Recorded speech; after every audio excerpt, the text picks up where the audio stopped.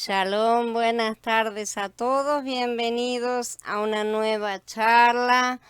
Hola Mili, Aníbal, Gaby, Carla, sean bienvenidos. Vamos a hablar acerca de esta segunda parte del becerro de oro y vamos a seguir hablando acerca de la idolatría. Como es arriba, no es abajo. En Shemot 32 vemos dos escenas, la primera en el monte y la otra al pie del monte.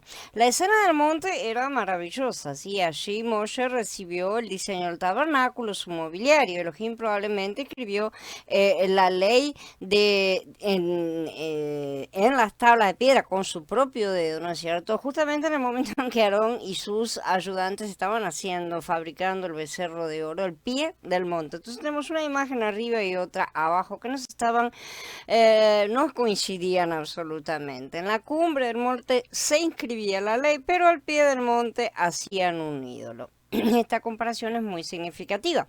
Podemos comparar la situación del pueblo de Elohim hoy en día a la de los hijos de Israel en el monte Sinai, ¿no es cierto? El Adón Yahshua ha ido a los cielos, donde se encuentra ahora. Desde los cielos, Elohim revela el diseño acerca de su morada en la tierra, ¿no es cierto? La novia a través del Ruach. En el Tanaj, Moshe se encontraba en el monte en la presencia de Yahweh, recibiendo los planos del tabernáculo, porque Moshe es un tipo de Yahshua. Pero el Berihá ya muestra que Yahshua ya consumó la parte que corresponde a la fundación de la edificación y que ahora está en los cielos dirigiendo la edificación a través del Ruach. Si leemos detenidamente el libro de Ibrim, vamos a ver que la experiencia de Moshe en el monte Sinai era toda una tipología. La revelación que recibió Moshe acerca del tabernáculo tipificaba la revelación actual acerca de la morada de Elohim. Vemos esto particularmente en el sacerdocio. El sacerdocio revelado a Moshe tipificaba el sacerdocio de Melquisedec revelado por Yahshua en los cielos. Mientras Moshe permanecía en el monte, el pueblo de Elohim empezó a adorar el ídolo del becerro de oro. En principio pasa lo mismo entre los creyentes contemporáneos. ¿Qué pasa en la tierra entre los creyentes mientras Elohim demora en el cielo, no es cierto? El pueblo de Elohim se hace becerros de oro y los adora. Existe una gran similitud entre la situación de los hijos de Israel en Shemot 32 y la situación actual del pueblo de Elohim. En realidad podemos hablar de la situación histórica del pueblo de Elohim, ¿no es cierto? Desde la ascensión de Yahshua hasta hoy. De hecho, la situación actual es prácticamente una réplica de lo que sucedió en el Tanaj, porque aquella era un cuadro, justamente. Moshe recibió una revelación sobre el tabernáculo como morada de Elohim y sobre el sacerdocio para el servicio de Elohim. Del mismo modo, después de su ascensión a los cielos, Elohim reveló su morada y su sacerdocio, pero ahora ya a través del Ruach. En los varios escritos del Berija Allá, apóstoles como Shaul, Kefa y Hanan trabajaban junto con el Mashiach en los cielos para revelar el diseño de Elohim. Al leer las epístolas del Berija Allá podemos ver el modelo y el diseño de la morada de Yahweh y su sacerdocio. En las epístolas de Shaul, de Kefa y de Hanan, sobre todo podemos ver el modelo del tabernáculo, del arca, la menorá, la mesa de los panes de la preposición, el altar del incienso, el altar de bronce, el lavacro, todos los utensilios, ¿cierto? Todas las partes que hemos estado estudiando de Lohel Moed. Además, en todas estas epístolas podemos ver también el sacerdocio. Y esto fue revelado en los cielos, pero al pie del monte los creyentes están haciendo un becerro de oro, exactamente como ayer es hoy.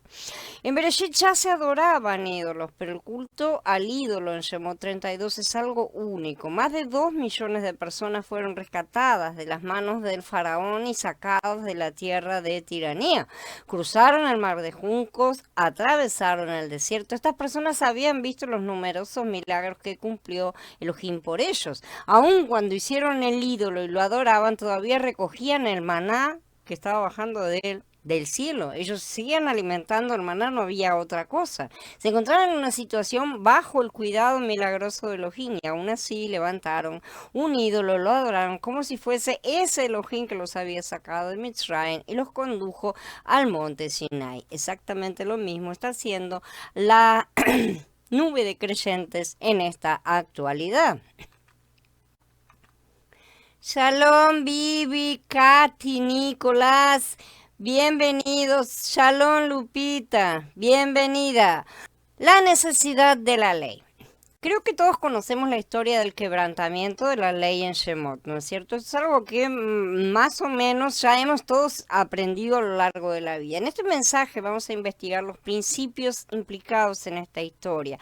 En el pasado señalamos que se necesita tocar el ruaj del autor, ¿no es cierto? Para todas las cosas, tal como es expresado en sus escritos, ¿no es cierto? Cada vez que estudiamos las escrituras. Ahora quiero añadir también que es importante descubrir los principios implicados en cualquier porción de la palabra. Shemot relata muchos principios fundamentales y sobre todo acerca del becerro de oro. Así que en este mensaje nos vamos a ocupar principalmente de ver estos principios relacionados al culto al becerro de oro. La manera de gracia preparada antes del quebrantamiento de la ley de los Hinch fue que él llamó a Moshe a su monte para darle las tablas de la ley después de promulgarla, ¿no es cierto? Y antes de su quebrantamiento. El Adón llamó por primera vez a Moshe al monte Sinai en Shemot 19:20. En aquel tiempo, Elohim le dio a Moshe la ley de los 10 mandamientos que ustedes recuerdan, ya hemos estado estudiando, ¿no es cierto? Con todas las ordenanzas derivadas, o sea, los Mishpatim. Luego, en Shemot 24:12, el Adón pidió a Moshe que volviera al monte. El Adón deseaba entregarles las tablas de la ley. La ley había sido promulgada, pero Moshe todavía no recibía las tablas, ¿sí? Las tablas de la ley le fueron dadas en 31:18, que es lo que estamos estudiando. O sea que pasaron todo un montón de cosas entre medio, ¿no es cierto? Cuando terminó de hablar con él en el monte Sinai, le dio a Moshe, las 2 tablas de la alianza, tablas de piedra escritas con el dedo de Elohim. Tanto Shemot 24 como 31 que acabo de citar, se refieren a las tablas de la ley que fueron dadas a Moshe. Las mismas tablas, está hablando de las mismas. En uno promete que se las va a dar, en el otro se las entrega. Pero hay 7 capítulos que separan estos pasukim uno de otro. Esto indica que Elohim, después de llamar a Moshe al monte para darle las tablas de la ley, empezó a hablarle de otras cosas, ¿no es cierto? En los capítulos del 25 al 31, Elohim reveló a Moshe el diseño del tabernáculo, todo el mobiliario, la vestimenta de los sacerdotes, todas las cosas, ¿no es cierto? Habló de todos estos asuntos relacionados con el sacerdocio. Hemos visto que el Ohel Moed y el sacerdocio representan a Mashiach.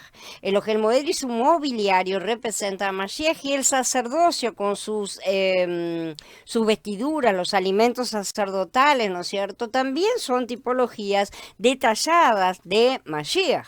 Si deseamos conocer a Mashiach, entonces debemos estudiar todos estos capítulos del 25 al 31 de Shemot, porque están todos apuntando a todas las gracias de Mashiach, a toda la obra que realizaría, todos los dones que traería. Cuando Elohim llamó a Moshe al monte, él deseaba darle a Moshe las tablas de la ley, pero antes de darle esas tablas, Elohim primero le reveló el diseño del tabernáculo y le dio las instrucciones acerca del sacerdocio. Solo entonces, después de esto, Yahweh le dio a las tablas a Moshe. El hecho de que Elohim mostró a Moshe el tabernáculo y su mobiliario y el sacerdocio, ¿no es cierto?, antes de darle las tablas de la ley, indica que él sabía que el hombre no iba a guardar la ley que él iba a promulgar. Esa no era tampoco la intención. Esto indica también que él estaba preparado, ¿no es cierto?, ya tenía lista la manera de gracia para que el hombre volviera a tomar contacto con él y lo disfrutaba. Y esto formaba parte ya de su plan perfecto desde antes de la creación del mundo. La manera de gracia es Mashiach, tipificado justamente por el tabernáculo y el sacerdocio. Elohim preparó a Mashiach como la manera de gracia de que el hombre volviera a reconectarse con él, ¿no es cierto? Y de que lo disfrutara. Elohim sabía que el hombre no podía de ninguna manera guardar la ley que él iba a promulgar. Justamente en algún lugar en las escrituras está mencionado, dice que les di leyes para muerte y no para vida. porque él quería encerrarlos a todos bajo desobediencia para poder tener misericordia de todos.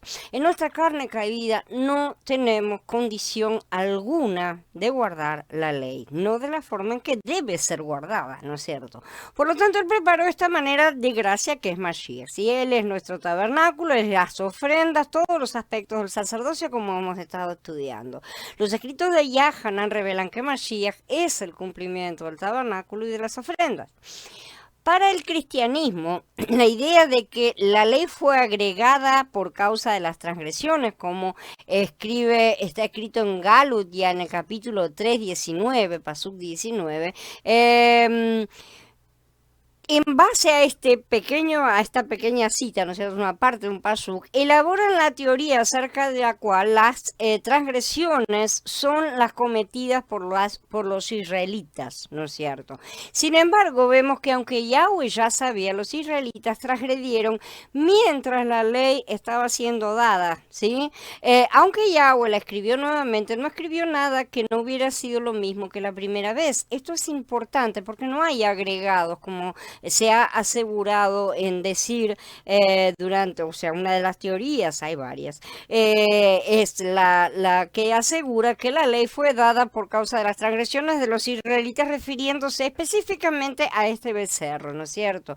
Pero Yahweh ya sabía que eso iba a suceder y tenía que suceder realmente para que él pudiera encerrarlos a todos bajo desobediencia. Él no agregó absolutamente nada de nuevo, como que es lo que se dice que son los mandamientos o las ordenanzas eliminadas, todas las sacerdotales muy específicamente. Al contrario, todo lo sacerdotal es de suma importancia, es básico para que nosotros sepamos cómo comportarnos como sacerdotes. Ese es el manual de instrucciones para nosotros saber cómo servir a Yahweh. Y estos señores han estado diciendo que esas son las cosas que ya no hay que practicar, no hay que conocer, no hay que utilizar. En fin, el dedo del enemigo sabemos que anda por ahí. Por lo tanto, Galut ya no se refiere a las transgresiones de los israelitas en el desierto, ¿sí? Con esto en mente construyen que la ley, ellos concluyen que la ley fue agregada al pacto después de para que después sería abolida por Yahshua, una cosa medio extraña, a la cual todos lamentablemente hemos adherido por años, ¿no es cierto?, hasta que empezó a mostrar su hilacha y que no tenía ningún sentido ni pies ni cabeza. Nada hay más alejado de la verdad que estas teorías. Muchos hijos de Elohim tienen una idea equivocada acerca del Tanaj y del Berij Hadashah, de la ley y la gracia, y hacen que sean cosas opuestas, que no tienen nada que ver porque son partes del mismo Elohim, ¿sí? Ellos terminan pensando que se contradicen, lo cual es una locura. Pero cuando leemos la palabra no encontramos ninguna discrepancia, al contrario, las epístolas a los romanos y a los gálatas nos muestran claramente que el Tanaj y el Berij Hadashah no se contradicen, sino que se complementan. Podemos ver esto particularmente en Galutia, que ha sido justamente el caballito de batalla para levantar una teoría en contra. Muchos han observado que Elohim se relaciona con el hombre de cierto modo en el Tanaj y de otro modo en el Berij Hadashah, ¿no es cierto?, presentándose al hombre bajo la ley en uno y bajo la gracia en el otro.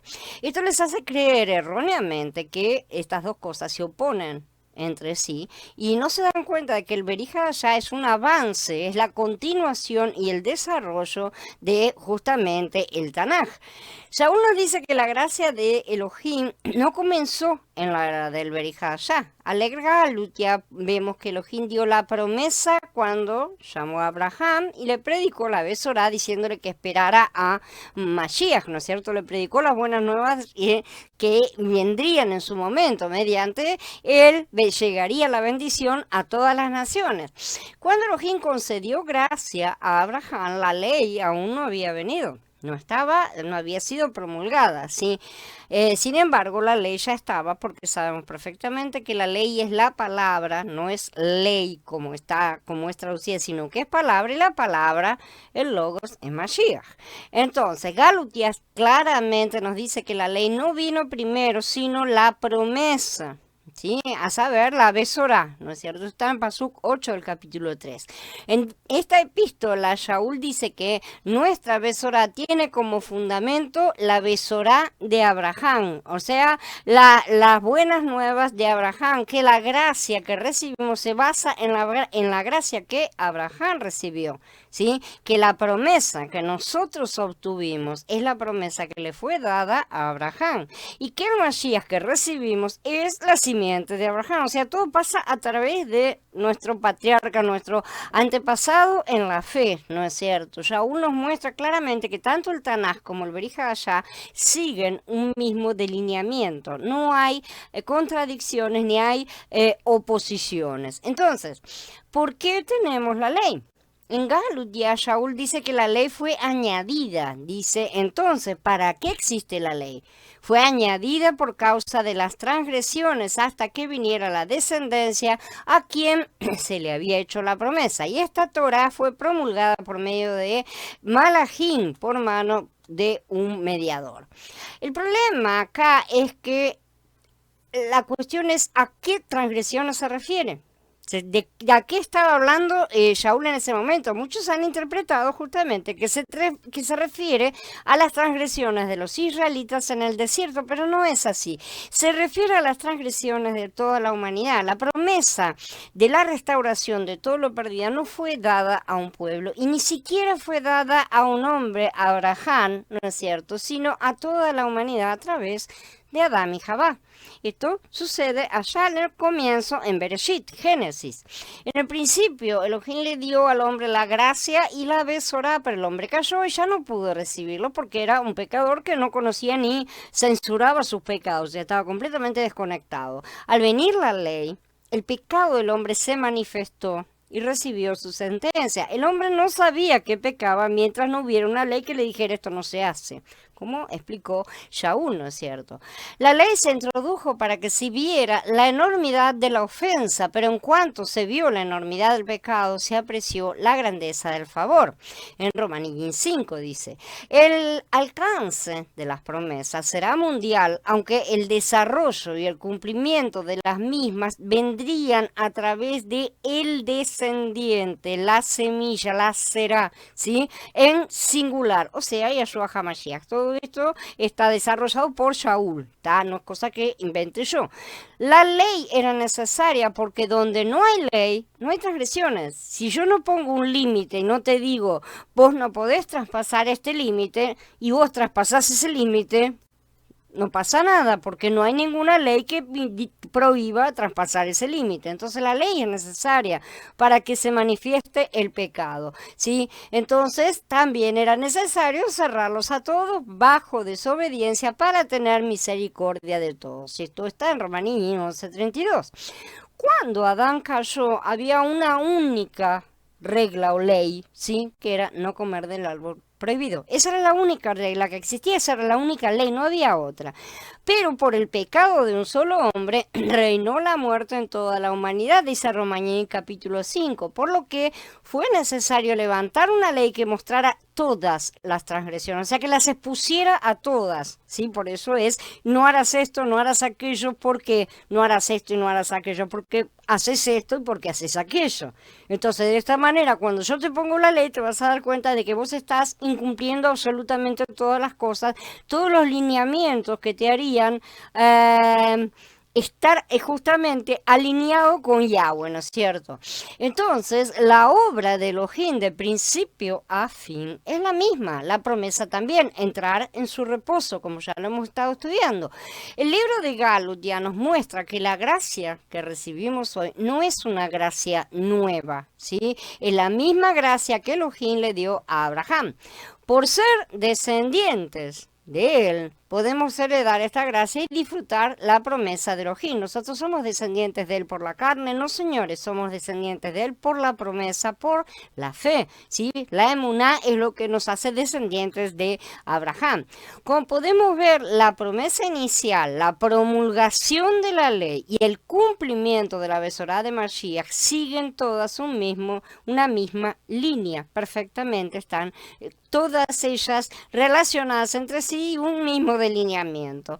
La palabra de Elohim no puede dividirse ni se compone de dos líneas, ni hay para ustedes tenemos esto y para ustedes tenemos aquello. Es una revelación progresiva y armoniosa. Elohim primero le dio la promesa a Adán, luego levantó a Abraham y se la entregó a él y a su descendencia. Luego le dio la ley a los israelitas, los descendientes, ¿no es cierto? ¿Es esto contradictorio? Para nada. Sí, lo que vemos aquí es un desarrollo justamente. Hoy, de nuevo, Elohim se relaciona con nosotros según la gracia. ¿Significa esto otra contradicción? Para nada, nuevamente. Es un adelanto, es un paso hacia adelante que se ha dado en el desarrollo de todo el plan de Yahweh. ¿Sí? Hemos pasado la primera etapa y hemos pasado la segunda prácticamente, estamos al final, ¿no es cierto? Estamos alcanzando la tercera etapa. La manera en que Elohim se relaciona con el hombre va siendo más clara con el paso del tiempo, se ha ido cambiando y personalizándose en la medida en que Yahweh pudo ir acercándose cada vez más al hombre y en la medida en la cual él ahora puede estar en conexión con sus hijos gracias a la obra consumada de Mashiach, pero había que esperar a que eso se consumara dentro del tiempo, ¿no es cierto? Entonces, la promesa que Elohim hizo a Abraham no puede ser abrogada por la ley que vino 430 años más tarde, dice Galutia 3:17, la promesa está primero y la ley está después, ¿sí? Pero Elohim no le dio la ley al hombre para abrogar la promesa, sino para cumplirla, justamente para que todo quedara bajo condenación, Mashiach viniera, pagara la multa. Cuando uno paga una multa, la ley no queda abolida. Si yo cometo una transgresión de tránsito, recibo una multa. Cuando pague la multa voy a quedar libre de todo cargo, pero la ley va a seguir estando. Yo no he quedado libre para ahora sí puedo transgredir la ley, que es lo que el cristianismo pretende asegurar. ¿Sí? Entonces, Elohim no le dio para cumplir la ley, ¿sí? Porque uno solo recibe la promesa cuando está consciente de sus pecados, de manera tal que era necesario exponer esos pecados y para eso estaba la ley. Al encerrar todo bajo pecado, Elohim pudo darle la gracia al hombre por medio de su hijo. La gracia, ¿qué gracia le dio al hombre? La gracia de ahora sí poder volver a alinearse para estar haciendo justamente todas esas cosas, dejar de hacer mejor, todas esas cosas que en los mandamientos son negativas. No hagas esto, no hagas aquello. Para dejar de hacer todas esas cosas se nos ha dado la capacidad dentro del Ruach que hemos recibido de dejar de hacer esas cosas y alinearnos con el Padre. No porque nos esforcemos por evitar hacerlas, sino porque no están más en nuestra naturaleza. Nuestra nueva naturaleza no tenemos la inclinación a hacer esas cosas. Entonces, al encerrar todo bajo pecado, Elohim pudo darle la gracia al hombre por medio de su hijo. El Tanaj se desarrolla y avanza. No es una cosa que va a quedar estática para siempre como muchos pretenden. El Berija ya es la continuación del Tanaj, pero también está en desarrollo. Y esta es otra que también otros no entienden. Los ministerios de la palabra que vienen después expanden y desarrollan justamente las revelaciones y las instrucciones que Elohim ya dio. No hay nada nuevo en cuanto a nueva revelación, pero sí en cuanto a apertura y entendimiento. Estos ministerios no son independientes de las escrituras, ni se contradicen entre sí, ni mucho menos contradecirse con las escrituras. Después de mostrarle a Moshe el tabernáculo y el sacerdocio, de recordarle también acerca del Shabbat, Elohim le dio las 2 tablas de la ley. Él pudo hacerlo tranquilamente sabiendo que esa ley sería quebrantada. Él no tuvo ningún problema en hacerlo. Esto no perturbó a Elohim en lo más mínimo, porque antes del quebrantamiento de la ley, él ya había preparado la manera total, el plan total ya estaba elaborado para que el hombre fuera capaz de volver a contactarse con él y disfrutarlo. Por lo tanto, Yahweh no estaba confiando en la capacidad humana de guardar la ley, ¿sí? Depositaba su confianza en Mashiach, que era la ley y quien la iba a guardar de manera perfecta para poder pagar la deuda de todos estos que se habían colocado que habían sido colocados bajo la ley, habían transgredido y estaban algunos bajo promesa esperando que ser perdonados, ¿no es cierto? Y otros se habían desviado completamente, ¿sí? Mashiach era justamente el cumplimiento de esto, pero no para abolir la ley, porque la ley es justamente lo que muestra cuál es la cosa correcta que Yahweh quiere que seamos, mucho más de que hagamos. Entonces él promulgó la ley, pero no tenía ninguna confianza en ella, en el sentido de que sabía que el hombre no iba a guardarla, ¿no es cierto? Él confiaba y sigue confiando absolutamente en su Mashiach como el tabernáculo y el sacerdocio. Moshe quedó en el monte con Elohim durante 40 días, ¿no es cierto? En las escrituras 40 es considerado, perdón, el número de la prueba, aunque no es así siempre necesariamente, la mayor parte de las veces se lo utiliza como eso. Por ejemplo, aquí con Moshe vemos que él estuvo 40 días, pero después del becerro tuvo que estar 40 días más. En los primeros 40 días él no estuvo siendo probado, sino que Yahweh le estuvo entregando todos los planos del Ohel Moed. Los israelitas hicieron el becerro de oro después de que Moshe había pasado muchos días en el monte, probablemente en los últimos días de la estancia de Moshe en el monte, ya que él llegó justo para la fiesta de inauguración, ¿no es cierto? Porque se desesperaron y no pudieron esperar su regreso. Algunos de ellos habrán dicho: el hombre que respetamos, que nos sacó de Mitzrayim, nos llevó de este lugar, se ha ido por más de 5 semanas, subió al monte, no sabemos qué le pasó, ¿no es cierto? Así que es probable que este hombre haya muerto, ya no podemos seguir esperando, necesitamos hacer algo por nosotros mismos. Esa es la carne nuestra que siempre está hablando, ¿no es cierto? Ay. Shalom Blanca, shalom César, hola Eduardo.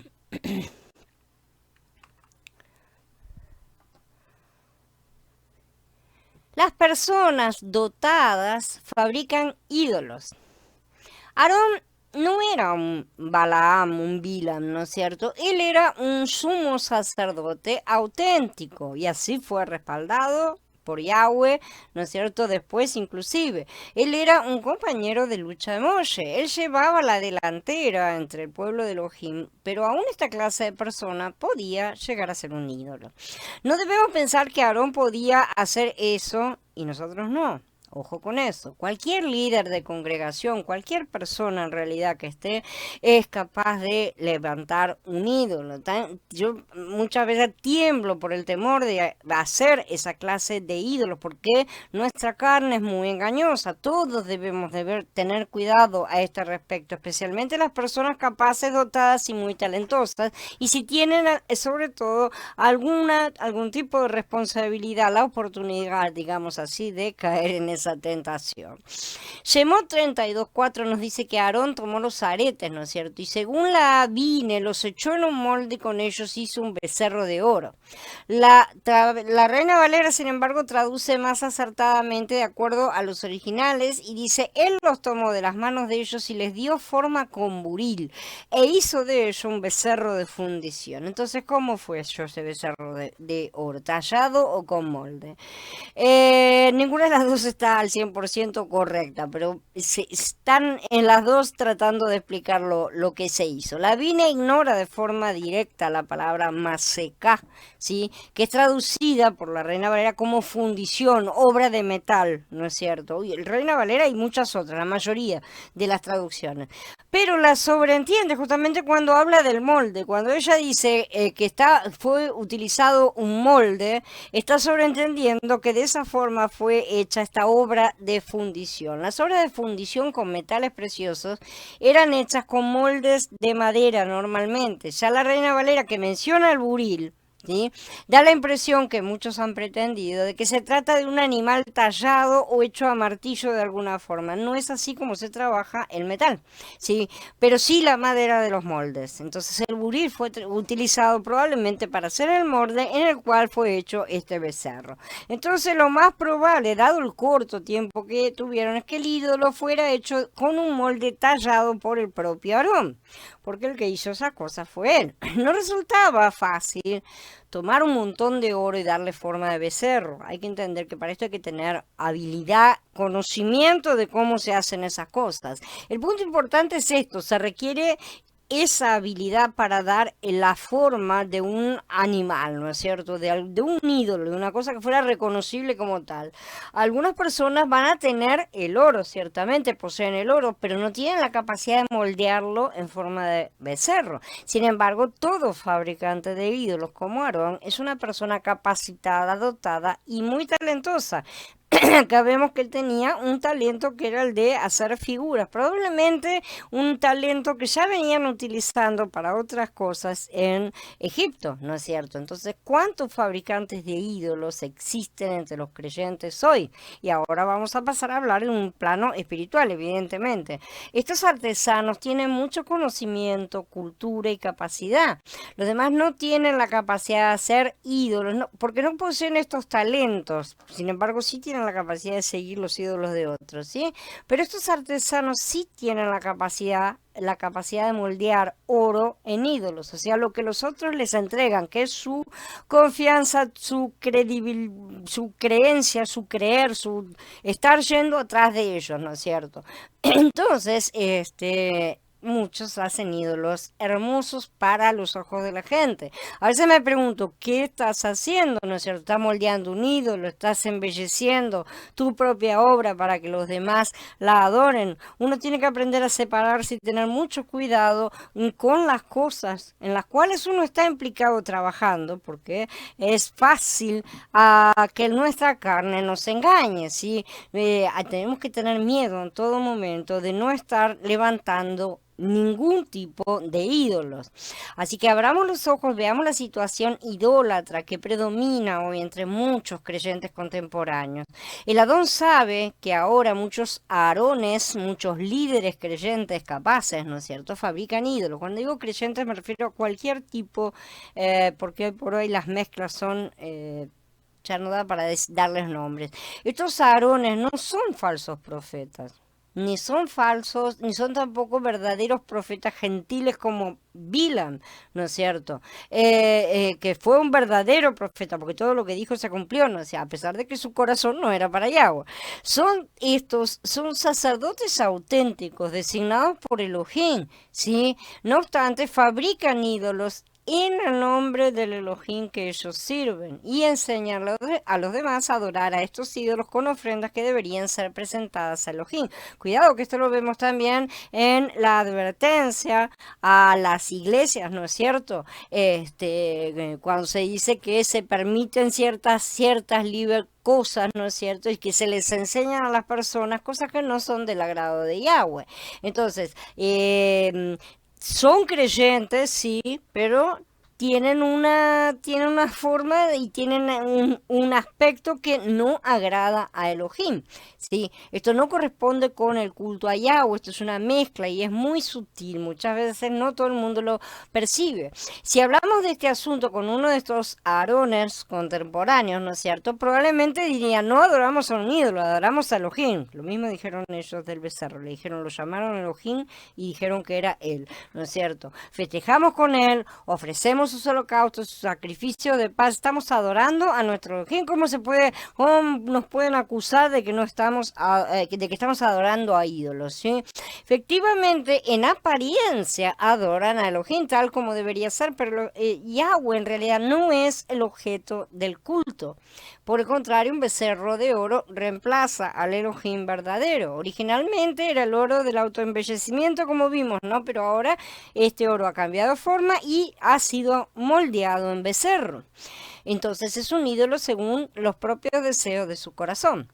Por tener un ídolo entre ellos, los hijos de Israel quebrantaron la ley inconsciente e involuntariamente, porque ni entendieron mayormente, ¿sí? Aarón quizá haya dicho que ellos no tenían ninguna intención de quebrantar la ley, ninguno de ellos realmente tal vez deseaba quebrantar la ley, no estaban entendiendo siquiera que la estaban agrediendo, ¿sí? Pero lo hicieron de cualquier manera. Cuando Moshe vio esta situación de idolatría entre el pueblo, su ira ardió, se enojó, bien bravo, no pudo controlarse y arrojó las tablas de sus manos, las quebró al pie del monte, dice el Pasuk 19. Moshe era el mediador, ¿no es cierto?, que Elohim usó para entregar la ley. Cuando él arrojó las tablas de sus manos y las quebró, la ley entera fue destruida, por así decir, y el pacto fue quebrantado. Milagros humanos. Moshe le dijo a Aarón, ¿qué te hizo este pueblo que has traído un pecado tan grande sobre ellos? Estaba bien enojado realmente Moshe. Aarón intentó justificarse, le dijo, ellos me dijeron, haznos un Elohim que nos dirija. Que este hombre Moshe que nos sacó de la tierra de Mitzray, no sabemos qué le ha sucedido. Así que yo le dije, traigan que todo el que tenga oro que se lo quite. Ellos me lo dieron y yo lo eché al fuego y salió este becerro. Eso está en el capítulo 32 del 23 al 24. Bereshit, Jacob, como ya mencionamos, hicimos la comparación, había pedido a su familia que se despojaran de sus aretes, que se los sepultaran debajo de una encina, ¿no es cierto? Con el fin de ser puros y subir a Betel para construir un altar al verdadero Elohim, ¿no es cierto? Aarón también le pidió al pueblo que se quitaran sus aretes, pero el propósito era bastante diferente. Aarón le dijo a Moshe que él echó el oro en el fuego y que salió un becerro, ¿no es cierto? Tal vez él intentaba decir que el becerro salió por alguna clase de milagro, ¿no es cierto? Y los milagros no son hechos por los hombres. Aarón probablemente estaba diciendo, yo eché el oro y salió esto debe ser de Yahweh, no es cosa mía, pues yo no puedo hacer esto. Muchas veces nosotros tenemos ese tipo de actitud, ¿no es cierto? De disculparnos en cuanto nos levantamos nuestros propios ídolos y decimos, no, pero esto es bueno, esto tiene que venir de Yahweh porque parece bueno, ¿no es cierto? Y son ídolos de nuestro propio corazón, son cosas que nosotros nos ponemos en la cabeza, en las cuales muchas veces le damos una apariencia de santidad, una apariencia de cosa agradable a los ojos de Yahweh. Muchas de esas veces le colocamos el nombre de Yahweh, decimos que es para Él, de que lo exaltamos a Él y aún así son ídolos de nuestro corazón. Ese milagro que Aarón hablaba fue forjado por las manos de él y no por Elohim. Los creyentes contemporáneos acostumbran tener milagros humanos. Por ejemplo, algunos predicadores pretenden que se producen casos de sanidad en sus reuniones, que son los más evidentes y los más fraudulentos normalmente. No obstante, estas sanidades es muy probable que no vengan de la mano de Elohim, sino de la mano fraudulenta de estos mismos predicadores. En algunos casos hasta se tienen ya las pruebas. En realidad tienen un becerro de oro en sus reuniones y la gente va atrás del becerro de oro. Eso es lo más triste de todo. Pretenden que Elohim opera milagros cuando en realidad son realizados por los esfuerzos y los engaños de los hombres. No creo que la muchedumbre que se reúne alrededor de ciertos predicadores sea el resultado de milagros cumplidos por Elohim, lamentablemente. No, el becerro no salió milagrosamente del fuego y tampoco estos becerros que tenemos hoy no vienen de la mano de Elohim, sí son moldeados por las manos del hombre. Si entendemos claramente el principio de la idolatría del becerro de oro, vamos a tener cuidado de no echar oro en el fuego y no andar moldeando becerros. Vamos a tratar de cuidarnos lo más posible, rogarle, orar a él para que nos muestre, nos preserve de estar levantando becerros, que en el segundo en que se nos cruce alguna idea y no nos demos cuenta, que nos abra los ojos, ¿sí? Tenemos que tener cuidado de usar nuestra capacidad para no hacer justamente un becerro de oro. Esta es la razón por la cual he aprendido que no debemos esforzarnos demasiado por provocar algo, ¿no es cierto? Por bueno que pueda parecer, por interesante que sea para el reino, para levantarla y para edificación, si algo viene verdaderamente Elohim, él mismo lo cumplirá y de esa manera estará respaldando justamente lo que ya habrá colocado en nosotros. No necesitamos hacer tanto. Si intentamos trabajar demasiado por nosotros mismos, pensando que él quiere un edificio, listo, todo el edificio tengo que hacerlo yo. No es así, evidentemente, ¿no? Entonces vamos a terminar haciendo un becerro de oro de esa manera. Vamos a estar destruyendo el principio mismo del Shabbat, ¿sí? Que Yahweh recordó al pueblo justo antes de que cayeran en la idolatría, ¿sí? Saliéndonos de su reposo. Él les recordó el reposo del Shabbat, que descansaran en él y que hicieran todo lo que tenían que hacer y ellos van y hacen lo que ellos quieren. Eso es lo que siempre hacemos nosotros y debemos cuidarnos de esas cosas. Tenemos que tener cuidado, sí, porque aún en las congregaciones locales podemos hacer becerros de oro. No se trata solamente de una cosa a nivel congregación completa, ¿no es cierto? Todos tenemos que ver el principio de la idolatría del becerro de oro porque es muy importante y muy radical y tenemos que guardarnos de él en todo momento. Shalom, Jorge. Destrucción del ídolo y de los idólatras. En la primera parte vamos a hablar de la palabra de Yahweh acerca de los idólatras. Tan pronto como Moshe se acercó al campamento y vio el becerro y el baile, se llenó de ira y lanzó las tablas de sus manos y las quebró al pie del monte. Tomó el becerro que habían hecho y lo quemó, y lo molió y lo hizo polvo y lo esparció sobre el agua e hizo que los israelitas lo bebieran. Moshe vio que el pueblo estaba fuera de control, ya que Aarón les había permitido perder el control, de modo que eran una amenaza a cualquiera que se les opusiera. Moshe se paró a la entrada del campamento y dijo: todo el que esté de parte de Yahweh, venga aquí. Y todos los hijos de Leví se le unieron. Él les dijo: así dice Yahweh, el Elohim de Israel, cada uno de ustedes póngase la espada al muslo. Pasen de aquí para allá y de allá para acá, de puerta en puerta a través del campamento y maten hermano, vecino y pariente. Los levitas hicieron como Moshe había encargado y como 3.000 del pueblo cayeron aquel día. Moshe dijo: dedíquense a Yahweh este día porque cada uno de ustedes ha estado contra hijo y hermano para que él les otorgue hoy su bendición. Hemos considerado el quebrantamiento de la ley, el principio del ídolo, ¿no es cierto?, el becerro. Ahora vamos a seguir y vamos a ver cómo Moshe destruyó al ídolo y a los idólatras. Él no fue el primero en enterarse, ¿no es cierto?, que los hijos de Israel estaban practicando idolatría al pie del monte porque ya Yahweh le había hablado al respecto cuando estaba todavía en la cima. Yahweh le habló a Moshe: apresúrate a bajar, que tu pueblo que sacaste de la tierra de Misraim se ha corrompido. Elohim dijo claramente a Moshe que el pueblo ya se había corrompido, ¿no es cierto? Había transgredido.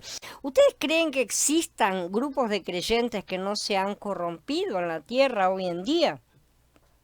Yo misma he estado dentro de esa corrupción en mucho tiempo, o sea, y creo que cualquiera debe admitir que hemos estado en este tipo de corrupción. El enemigo de Elohim usa los ídolos para corromper a los creyentes. Los ídolos corrompen, nada nos puede corromper más que los ídolos. Todo lo que amamos por encima de Elohim constituye un ídolo y eso nos corrompe. La corrupción por idolatría trae muchas cosas pecaminosas. Si amamos algo por encima de Elohim, esto se convertirá en un factor corruptible que nos inducirá a pecar.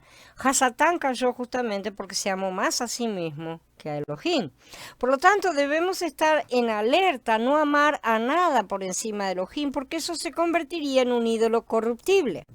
En cuanto a los idólatras, Yahweh prosigue y le dice a Moshe: han sido prontos en apartarse del camino que les ordené. Se han hecho un becerro fundido y se han postrado ante él y le han hecho sacrificios diciendo: este es tu Elohim, oh Israel, que te sacó de la tierra de Misraim. Los hijos de Israel estuvieron bajo los tratos de Elohim, fueron entrenados durante un año aproximadamente, vieron los milagros que Yahweh había cumplido. Resulta difícil creer que pudieran apartarse tan rápidamente del camino, ¿no es cierto? Pero ¿acaso no vivimos esta misma experiencia nosotros en nuestras vidas cotidianas? ¿No vemos lo mismo exactamente a nuestro alrededor? No digo estas cosas para criticarlos, sino para alertar a todos a que no caigamos en la misma trampa, ¿sí? Ya que vemos cuán fácil puede resultar. No pensemos: no, pero yo no me levanto becerros de oro, porque no es necesario que tenga ese formato, ¿no es cierto? Ya lo sabemos, basta con cualquier cosa que nos interese más que el Padre. He escuchado a muchos decir: si yo hubiera estado allá, yo no habría hecho tal cosa o yo habría hecho tal otra, ¿no es cierto? Y eso es bastante necio. Hablamos de que las personas que sí estuvieron, no hicieron o sí hicieron, aún habiendo presenciado tremendos milagros. Ellos sí vieron todas esas cosas y aún así cayeron como moscas. cometieron todas las transgresiones, y esto en la época del Tanaj, tanto como la del Berihá. ¿Cuál es la situación de los creyentes contemporáneos acerca del camino de Elohim? Los creyentes poseen las escrituras, pero muy pocos toman el camino de Elohim. Por el contrario, muchos se han apartado haciendo becerros de oro y adorándolos. Dijo más Yahweh a Moshe: yo he visto a este pueblo, que por cierto es pueblo de dura cerviz. Esto significa que el pueblo era terco, no estaba dispuesto a someterse o a convencerse de la necesidad de cambiar. Y eso también es una cosa que es muy actual, ¿no es cierto? La gente está mayormente convencida de que están muy bien en todo lo que están haciendo, que Yahweh los aplaude básicamente desde los cielos, ¿no es cierto? Y que todo lo que ellos ofrecen está correcto, ¿no sea? Pero sin embargo no siguen los caminos ni las formas que Yahweh ha determinado. Este pueblo era duro de cerviz y todo su ser era completamente insumiso, eran rebeldes y faltos de sumisión, como lo fueron demostrando muchas veces. Pasa lo mismo con muchos creyentes contemporáneos. ¿Quién puede someter a esos creyentes que adoran a un becerro de oro? ¿Quién puede convencerlos de actuar de otra manera? Son tercos como mulas, ¿sí o no? Lo sabemos porque muchas veces hemos tratado de explicarles ciertos errores y no hay manera de que siquiera deseen escuchar, no quieren escuchar porque aman sus becerros de oro, ¿sí? Si intentamos hablar con ellos nos atacan y nos acusan de herejes o de cualquier cosa. Nosotros somos los herejes y no los que tienen ídolos. Su manera de defenderse es atacar. Ahora pues déjame que se encienda mi ira en ellos y los consuma, y de ti yo haré una nación grande. Continúa hablando Yahweh. Esto indica que Elohim consideraba destruir a los hijos de Israel. Realmente esto era lo que merecía. Ciertamente él no habría hablado así con Moshe para atemorizarlo y nada más, ¿no es cierto? Elohim pensaba en lo que decía. Él pensaba preservar a Moshe y su familia, hacer de Moshe una nación que cumpliría su propósito y su promesa a los antepasados, ¿no es cierto? Empezar de nuevo, por así decir, las cosas. No es que no lo tuviera pensando, sino que la ley exigía justamente todas estas cosas, porque sabemos perfectamente, ya lo hemos estudiado, que el quebrantamiento de un pacto implica la muerte de quien lo quebranta. Así que estos pasuquín han sido un retrato muy negativo de Yahweh, porque tantos han dicho tantas cosas, ¿no es cierto? Lo sabemos, pero porque no saben, porque no conocen al autor de las escrituras y no entienden tampoco que este es un cuadro más. Yahweh no estaba interesado en destruir a los israelitas como nunca lo estuvo, sí, porque su plan ya estaba determinado desde antes de la fundación del mundo. Entonces, tenemos que dejar de pensar en él como que ay, lo agarró de sorpresa, esto no le salió bien, porque no es así. Su omnisciencia impide que se haya deprimido porque algo le salió mal y ahora lo voy a hacer un bollo y lo tiro a la basura. ¿Sí? Sería la idea de los que lo retratan aquí, arrepintiéndose de forma humana, ¿sí? Siendo que está escrito que Elohim no es hombre para que mienta, ni hijo de hombre para que se arrepienta. Entonces, ¿cómo es la cosa? Porque después dice que sí se arrepintió. ¿Qué tipo de arrepentimiento estamos hablando? Lo que aquí se está representando es un cuadro, en verdad, de un diálogo que se realiza entre el padre y el hijo. Moshe es un tipo de Yahshua, ¿sí? Pero este es un cuadro del padre y el hijo cuando en la eternidad ellos planificaron todas las cosas, sabiendo que el hombre caería. La opción de la ley, o sea, la justicia sin la misericordia, la justicia pelada, digamos, es únicamente aplicar la condena determinada. ¿Qué dice la ley? Hay que cortar la cabeza, listo, se acabó. Esa es la justicia y eso es lo que equilibra la cosa. Pero entonces la misericordia interviene, ¿sí? E intercede. Sí. También esto parece con la parábola del dueño de la higuera estéril, ¿no es cierto? Que va a buscar fruto, no lo encuentra en 3 años y le pide al jardinero que remueva la planta, pero el jardinero le dice que la abonará más una vez y si aún así no da fruto, bueno, que sea removida, que esto está en el capítulo 13 de Lucas. Moshe intercediendo por los israelitas es un tipo de Mashiach intercediendo por toda la humanidad. Así que no es que Yahweh se arrepienta como si cambiara de parecer, ¿no es cierto? Sino que, como también vamos a ver en numerosos casos de intercesión, él motiva a ciertos hombres, y entiendan bien lo que estoy por decir porque es muy importante en cuanto a la intercesión. Él motiva a ciertos hombres, nos motiva en determinados momentos para que intercedan, ¿sí? Porque sin la intervención humana, Yahweh no puede actuar. Sin esa intercesión e intervención humana, Yahweh no puede actuar porque Él ha determinado que la actuación del cielo en la tierra pase a través del amén de la tierra. ¿Sí? Se necesitan dos o más de acuerdo, por eso el cuerpo está planeado para ser su pueblo, amén, en la tierra. Tenemos el caso de la intercesión de Abraham por Lot, de Moshe por los israelitas, justamente, inclusive la de Jonás, ¿no es cierto?, por los ninivitas, que tuvo que ser forzada, pero Yahweh siempre necesita que haya un intercesor para que se cumpla su deseo del corazón. La ley exige una cosa, pero su misericordia desea otra cosa. Entonces, para que Él pueda ser misericordioso, alguien tiene que ir a interceder. Si no se trata del hombre haciendo cambiar de idea a Elohim, de ninguna manera. Es Elohim induciéndolos a interceder para Él conceder el deseo que ya ha colocado en ellos, que es el suyo propio. Entendamos cómo funcionan las cosas porque nosotros nunca vamos a cambiar la decisión que Yahweh ya haya tomado acerca de nada. Destrucción del ídolo y de los idólatras. En segunda parte vemos la intercesión de Moshe. Ahí en Shemot en 32, del 11 al 13, perdón, Moshe intercede entonces por los idólatras. Pero Moshe le imploró a Yahweh su Elohim y le dijo que tu ira, oh Yahweh, no se encienda contra tu pueblo, que tú libraste de la tierra de Mitzrayim con gran poder y con mano fuerte. Que no digan los mitzritas, fue con mala intención que los libró, solo para matarlos en las montañas y aniquilarlos de la superficie de la tierra. Vuélvete de tu ardiente ira y renuncia al plan de castigar a tu pueblo. Acuérdate de tus servidores Abraham, Isaac e Israel, como le juraste por ti mismo y les dijiste, haré a tu linaje tan numeroso como las estrellas del cielo, y le daré a tu linaje toda esta tierra que he mencionado, para que la posea para siempre. Y Yahweh renunció al castigo que había planeado traer contra su pueblo. Parece que a Moshe no le cautivó mucho la posibilidad de convertirse en una gran nación, según la palabra de Elohim que le estaba diciendo. El Adón le estaba diciendo que el pueblo estaba en una situación irremediable, que los consumía él, ¿no es cierto? Y hacía de Moshe una gran nación. De alguna manera seguimos adelante con el plan.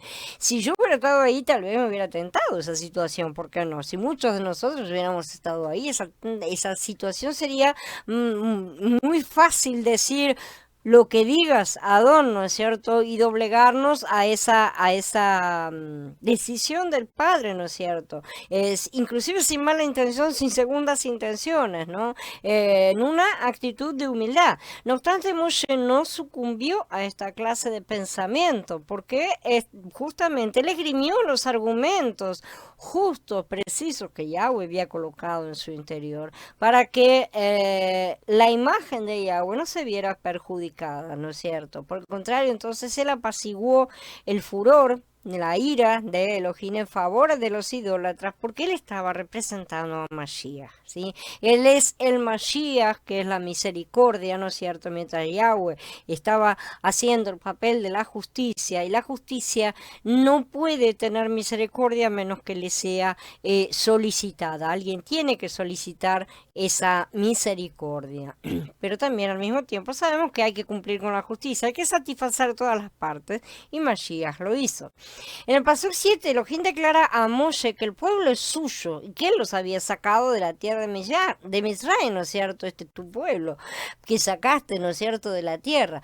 Pero en el paso 11, Moshe le pregunta a Elohim, ¿por qué se encenderá tu furor contra tu pueblo? ¿Sí? Que tú sacaste de la tierra de Misraim, ¿sí? Aquí Moshe parece decir, Adón, tú afirmas que son mi pueblo y que yo lo saqué de Misraim, pero este es tu pueblo, no el mío. Sí, tú lo sacaste, yo no hice nada.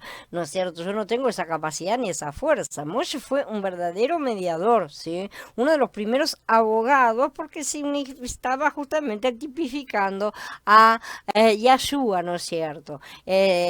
Moshe dijo a Elohim que si él consumiera a su pueblo, los egipcios lo calumniarían. Ciertamente, irían a calumniarlo. El Adón debía cuidar su nombre y no permitir que los egipcios lo calumniaran. Después de decir esto, Moshe instó a Elohim a que se arrepintiera, ¿no es cierto?, que cambiara de rumbo. Y luego le recordó su pacto con Abraham, Isaac e Israel. Moshe estaba orando sobre una base firme. Todas las cosas que él le recuerda son cosas en las cuales está implicado el nombre de Yahweh. Si él hubiera dejado de lado todas esas cosas, a pesar de que había una base firme legal para destruir a los que habían quebrantado el pacto, permanecían las promesas anteriores, ¿no es cierto? Entonces había que resolver todas esas cosas. ¿Por qué había que pasar por todo eso? Yahweh podía buscar una solución, ¿no es cierto? Él se mantuvo sobre la palabra fiel de Elohim, la promesa inmutable en forma de pacto con los antepasados de Moshe. Parecía estar diciéndole, si tú consumes a tu pueblo, vas a quebrantar tu palabra, la vieja, no la nueva. Por el pacto quebrantado, él tenía la razón. Vas a quebrantar el pacto que hiciste con los antepasados, ¿sí? La promesa que hiciste, vas a permitir que los egipcios te calumnen, que el mundo te calumne, que Hasatán te calumne, ¿no es cierto? Y de esta manera vas a terminar actuando contra ti mismo y no vas a lograr el objetivo que te has planteado, ¿no es cierto? El paso 14 indica que la intervención de Moshe fue eficaz, porque dice, entonces Yahweh se arrepintió del mal que dijo que había de hacer a su pueblo. Muchos han dicho que esto es una actitud débil y que en esto se han basado otros para elaborar extrañas teorías, realmente según las cuales la oración puede cambiar la intención de Yahweh. Si yo oro lo suficiente, yo lo manejo. Más o menos una cosa así. Yo he conocido personas que me han dicho que es de esa manera. Hemos tenido grandes discusiones, pero bueno.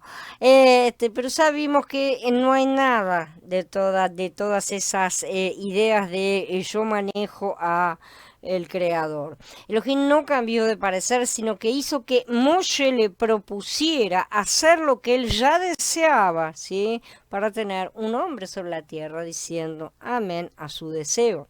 En lugar de Moshe habríamos actuado de otro modo, probablemente, ¿no es cierto? Al oír las palabras de furor de Elohim, sobre todo, probablemente habríamos bajado rápidamente al monte a buscarlos a los otros y eliminarlos, ¿no es cierto? Para destruirlos a estos idólatras. Sin embargo, Moshe apaciguó a Elohim antes de bajar. Él se aseguró de que todas las cosas quedaban bien en los cielos y entonces fue a ocuparse de las cosas de la tierra, ¿sí? Él arregló este asunto en la corte celestial, así como Yeshua arregló la situación antes de encarnar, simplemente porque se ofreció para hacer ese sacrificio mediador.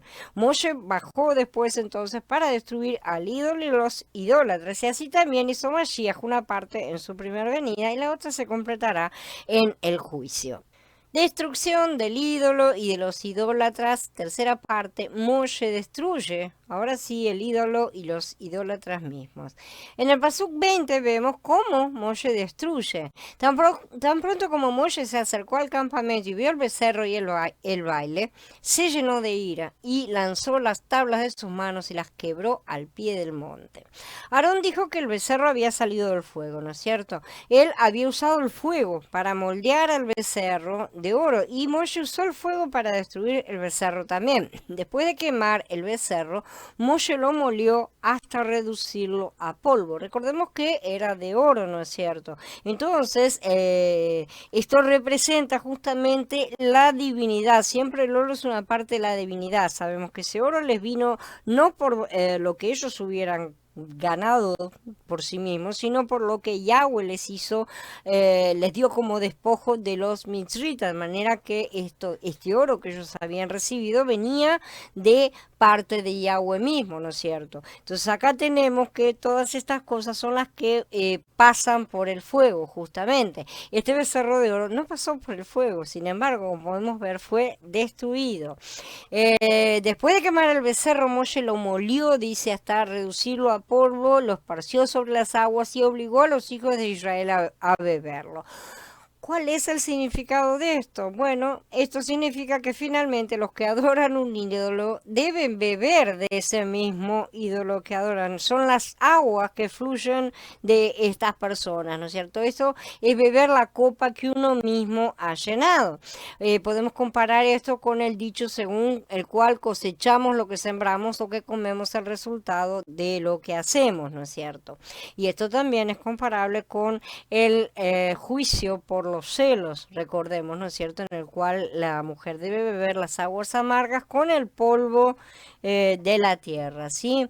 A un idólatra no le agrada beber el ídolo que él adora. Lo podemos confirmar por experiencia, realmente. O sea, beberlo quiere decir tragarnos ese sapo que hemos construido. Todo lo que adoramos como ídolo se convierte finalmente en el agua amarga que debemos beber, esa copa de la ira, ¿sí?, que nosotros mismos hemos llenado. En el pasado todos teníamos ídolos y finalmente terminamos bebiéndolos. Ciertamente Yahweh hizo que los bebiéramos porque ese es el castigo, ese es el juicio por esas cosas. Beber ídolos no es ningún deleite, ¿sí? Es un castigo y esto es un principio. Los ídolos que adoramos se convertirán siempre en el agua de la copa que debemos beber, a menos que los desechemos nosotros mismos, obviamente. Ningún relato especifica que Elohim le pidiera a Moshe que quemara el becerro de oro, lo moliera, lo redujera a polvo, esparciera el polvo en el agua, ¿sí?, forzara a los idólatras a verlo. En ningún momento él dice nada. No obstante, Moshe actuó así conforme al corazón de Elohim y Yahweh estaba complacido con lo que hizo Moshe. En Semot 32 del 21 al 24, Moshe reprende a Aarón, que era el que había hecho el ídolo, ¿no es cierto? En los Pasukim del 25 al 29, él destruyó a los adoradores del ídolo ahora. Moshe vio que el pueblo estaba fuera de control, ya que Aarón le había permitido perder el control, de modo que eran una amenaza a cualquiera que se les opusiera. Estaban bastante bebidos, bastante descontrolados, ¿no es cierto?, y agresivos. Moshe se paró a la entrada del campamento y dijo: todo el que esté de parte de Yahweh venga aquí. Y todos los hijos de Leví se le unieron. Él les dijo: así dice Yahweh, el Elohim de Israel, cada uno de ustedes pónganse la espada al muslo, pasen de aquí para allá y de allá para acá, de puerta a puerta a través del campamento, y maten hermano, vecino y parientes. Y los levitas hicieron como Moshe había encargado, y como 3.000 del pueblo cayeron en aquel día. Viendo que el pueblo estaba desenfrenado, Moshe llamó entonces a los vencedores. El culto al becerro de oro causó división, como ya vimos, pero el llamado de Moshe no causó ninguna división. Él produjo una purificación, ¿sí? ¿Nos atreveríamos a actuar como Moshe? O más probablemente diríamos algo así como: no puedo atacar a mi hermano, no puedo atacar a mi hermano porque eso no es una cosa de cristianos, es una cosa de creyentes, eso no es así, no puedo atacar a mi hermano. Por supuesto no somos llamados a matar literalmente, ¿sí? Pero sí a ejercer el celo espiritual por Yahweh. Ciertamente debemos ejercerlo. Si nuestro hermano está adorando becerros, tenemos que exponer eso delante del hermano, en primer lugar, para que lo vea, y delante del resto, para que también los que están acompañando en eso se den cuenta, abran los ojos y vean. Entonces, ¿seríamos realmente capaces de poner la honra de Yahweh por encima de hermanos que al parecer no formaban parte de la familia? Eso es lo que Yahweh pide. Es necesario tener una firme posición para no permitir que nuestros sentimientos, ¿no es cierto?, intervengan en los asuntos del Padre, mucho menos contra sus órdenes directas, ¿no es cierto? Y mucho menos debemos colocarlos en primer lugar y dejarlos ahí y decir: no, no puedo hacer esto a la otra persona porque va en contra de lo que me enseñaron en este sistema. Y sin embargo es una orden de Yahweh, y esta fue una orden bien directa. Mayormente no se nos dirá de matar a nadie literalmente, como hemos dicho, y sin embargo en muchos momentos debemos ejecutar, por así decir, a ciertos hermanos que están haciendo cosas que no son las correctas. Esto produjo un resultado. Los hijos de Leví fueron separados de sus hermanos para reemplazar a la nación entera, ¿sí?, para el sacerdocio de Elohim. Moshe dijo, dedíquense a Yahweh en este día, porque cada uno de ustedes ha estado contra hijo y hermano, para que Él les otorgue hoy su bendición. Devarim también lo menciona, dice en el capítulo 33, de Leví dijo que tu Tumin y tu Urim sean con tu fiel, a quien probaste en Masá, desafiaste en las aguas de Meribá, que dijo de su padre y de su madre, no los conozco. A sus hermanos no tomó en cuenta e ignoró a sus propios hijos. Tus preceptos solamente observaron y guardaron tu alianza. Ellos le enseñarán tus leyes a Jacob y tus instrucciones a Israel. Te ofrecerán incienso para oler y ofrendas enteras en tu altar.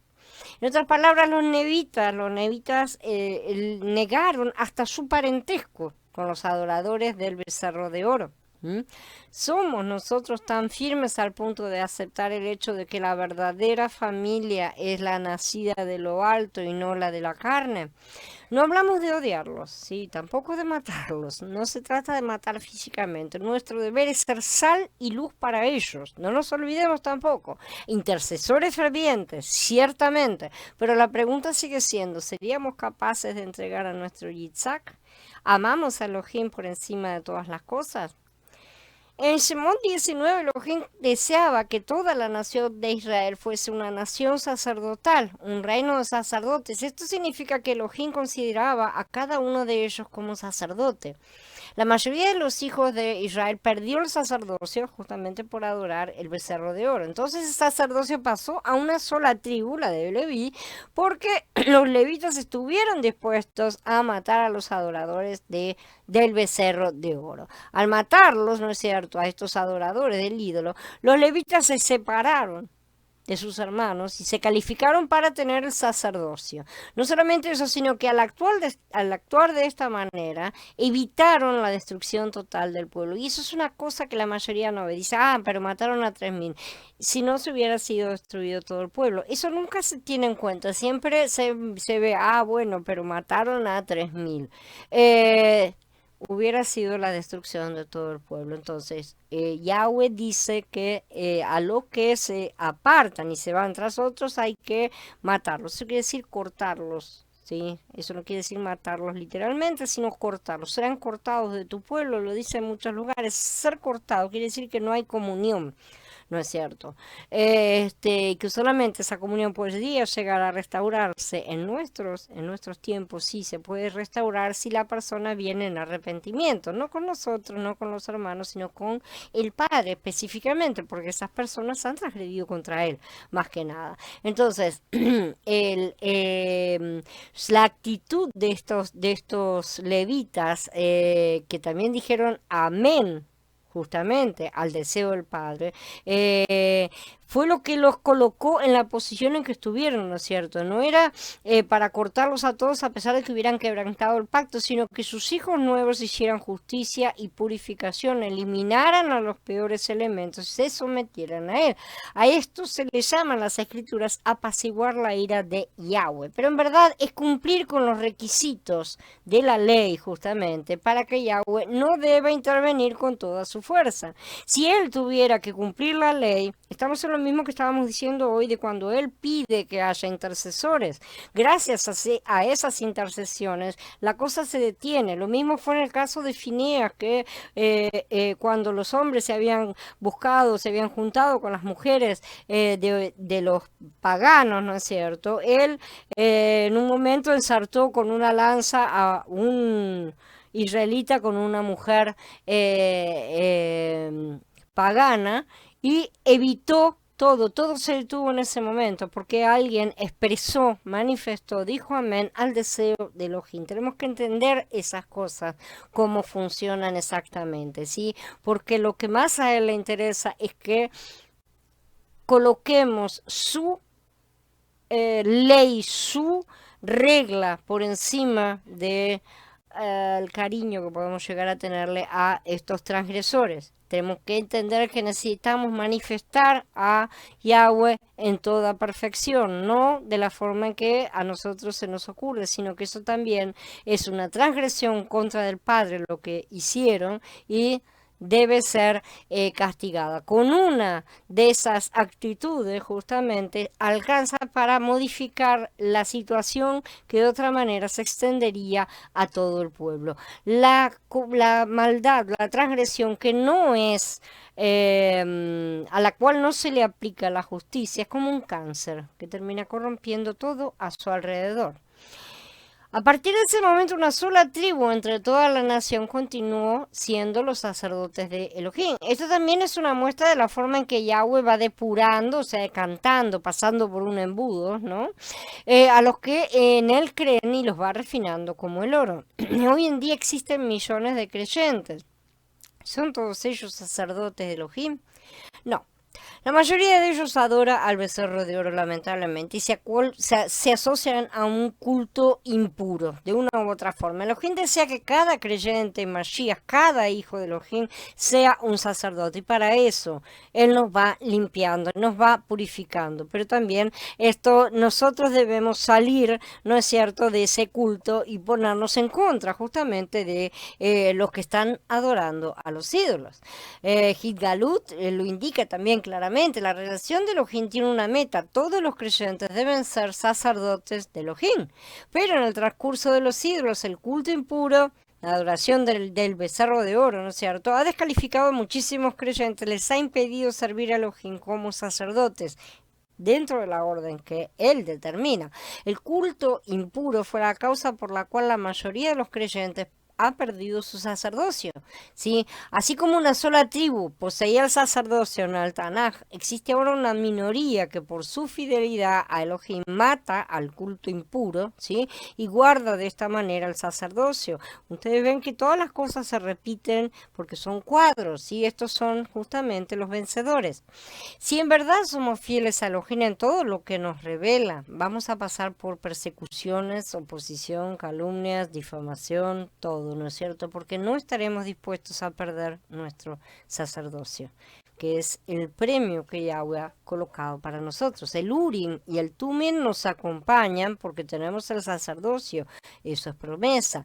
Esta es la razón por la cual recibimos luz de las Escrituras. Cuando abrimos la palabra de Elohim recibimos iluminación, porque el Urim y el Tumim acompañará a los levitas, ¿no es cierto? Acompañará al sacerdocio. Esta es la experiencia del Urim y del Tumim, los cuales son una gran bendición para los que guardan el sacerdocio de Elohim. A los levitas se les concedió el derecho de tener el sacerdocio del Urim y el Tumim, ¿sí? Porque eran fieles a Elohim y porque mataron a los adoradores, ¿no es cierto?, de ídolos. El sacerdocio de Yahweh depende del Urim y el Tumim, del uso que les damos.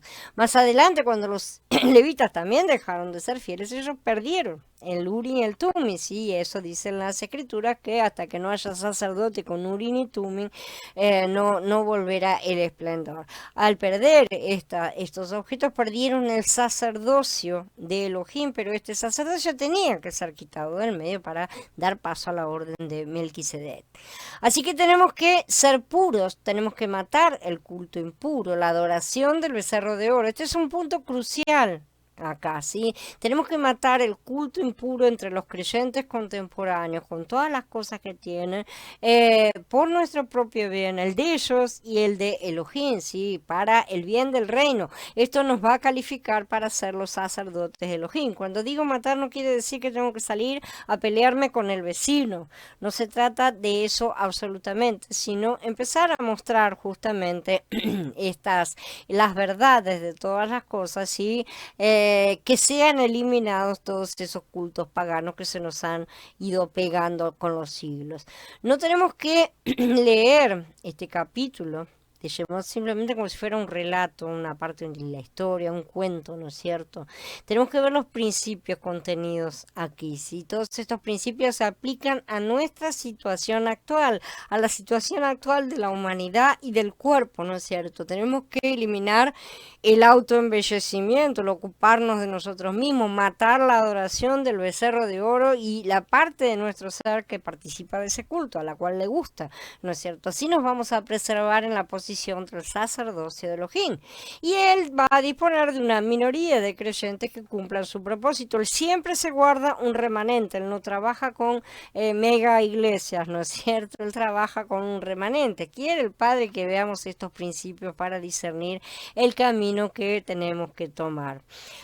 Nuestro camino no es divisivo. ¿Sí? Es el camino de la purificación, por eso es el camino de la restauración justamente. La restauración de Elohim es la purificación y no una división, no es una nueva secta que surge. ¿Sí? La restauración depende de un grupo de levitas, entre comillas, fieles a Elohim y preservando su calidad de sacerdotes de Elohim, justamente poniendo por encima de todas las cosas el tenerlo a él como herencia.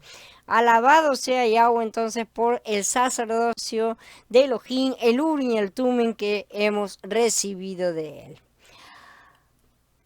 Ahora quedo a disposición de ustedes para comentarios y preguntas. A ver, dice Aníbal, yo me ponía a pensar por qué los israelitas desesperaron y se hicieron un ídolo. Es porque no supieron esperar. Al transgredir cayeron de la promesa. Igual nosotros también caemos en transgresión cuando no sabemos esperar en Elohim tal cual. Y lo hacemos por nosotros mismos cuando profanamos su Shabbat, cuando no reposamos en él. Exactamente. Así estamos reposando su Shabbat. Que no es un día de la semana, sino una forma de caminar con él.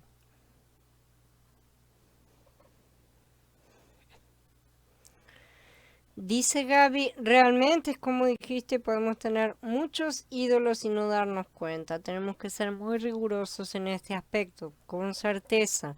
También debemos guardarnos de no colocar nuestro afecto natural por encima del de Yahweh. Ese también es otro punto que a todos nos cuesta, ¿no es cierto? Ya he dicho, no se trata de andar matando a la gente de forma literal, pero sí de... ¿cómo se puede decir? Matar el pecado, por así decir, pero no el pecador, o sea, no la persona, no estamos autorizados a matar gente, pero sí en cuanto a ejercer el corte correcto de las cosas, es necesario y además es para el beneficio de estos hermanos también, ¿sí? Dice Lupita, todo lo que amamos por encima de nuestro Padre Yahweh es idolatría. Exactamente, todo lo que colocamos en su lugar, que su lugar es el primero y es el todo, y todo pasa por el primero y el resto viene después. Es idolatría. Y nosotros estamos llenos de idolatrías que no nos hemos dado cuenta nunca. Muchas Él nos ha mostrado, muchas Él nos ha limpiado gracias a su gloria, ¿no es cierto? Que estamos siendo purificados, muchas se está purificando más todavía, pero hay muchas sutilezas en las cuales nosotros todavía estamos sumergidos, ¿no es cierto? Entonces debemos continuar trabajando en este camino. Ese es un camino que no es fácil, no es agradable, por así decir, no es agradable para nuestra carne, pero a nuestro ruaj le agrada muchísimo y nos es cuestión de gran gozo, por lo cual no vamos a ser muy populares entre la gente carnal, ¿no? Dice Aníbal, Moshe fue el hombre, amén, como lo fue nuestro don Yahshua, en la perfección, si por eso pintó los cuadros, que su intercesión fue suficiente para el perdón del pueblo, justamente porque Yahweh estaba pintando ese cuadro de que Mashiach sería lo suficiente, ¿no es cierto?, para la salvación de toda la humanidad, de todo el que en él crea. Estaba siendo pintado ese cuadro, ¿no es cierto? Entonces Moshe ahí es tipo completo de Mashiach. Y ese diálogo que ellos mantienen no es una cosa de el hombre, el ser humano convenciendo a Elohim de que cambie de parecer y mirá, qué bueno, pero entonces lo consiguió, mirá, un ser humano cambió la cabeza del creador, no pasa por ahí. Está siendo representado un diálogo tipológico entre el Padre y el Hijo, justamente. Dice Lupita, sí, gracias a su gloria Él nos limpia de muchas cosas, amén, bien así, porque sí, así es, muchas veces hemos estado en idolatría, amada, muy buena enseñanza, exactamente. todos hemos estado y seguimos estando, a pesar de que hay muchas cosas que no vemos todavía. Él las va a ir exponiendo, de a poco él nos va exponiendo. Terminamos con una y parece que nos podemos sentar, nada, él viene y trae otra, y dice, bueno, ahora me limpias esta. Pero así vamos andando de gloria en gloria como él quiere. Dice Gaby, tenemos que aprender también a ser esos intercesores, exactamente, a la vez que nos compete mostrarles a nuestros hermanos sus errores. A su vez me tocó a mí también beber de esas aguas amargas de los ídolos. Todos las hemos bebido, o sea, ciertamente. Y es merecido, porque todos anduvimos con ídolos, ¿no es cierto? Pero es la forma también de exponer del ladón y de probar. Por eso hoy, si somos bendecidos con este entendimiento, esta iluminación que nos está dando de toda la forma en la cual Él trabaja limpiándonos constantemente, no seamos rebeldes a esa disciplina para que no tengamos que beber nuevamente aguas amargas, sino que nos arrepintamos de esos ídolos antes de ser castigados, por así decir. Y Yahweh nos trae todas esas cosas y nosotros en Mashiach tenemos el perdón completo de todo esto, pero necesitamos, por así decir, aferrarnos a ese perdón completo. Si nos aferramos, por el contrario, a nuestros ídolos, vienen las aguas amargas, no hay modo, porque Él nos va a purificar de cualquier manera. La purificación es una parte de su promesa y por lo tanto en ese sentido estamos en sus manos.